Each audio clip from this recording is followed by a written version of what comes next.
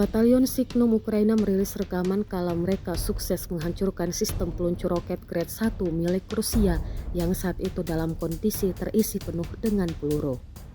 Target berhasil diidentifikasi melalui pengintaian udara oleh Brigade Senapan Bermotor ke-60 Ukraina.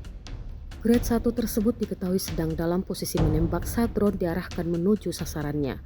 Rekaman detik-detik serangan dramatis ini diunggah ke Telegram Kamis 26 Juni 2025, menampilkan momen ketika drone FPV menghantam tepat sasaran dan memicu ledakan dahsyat.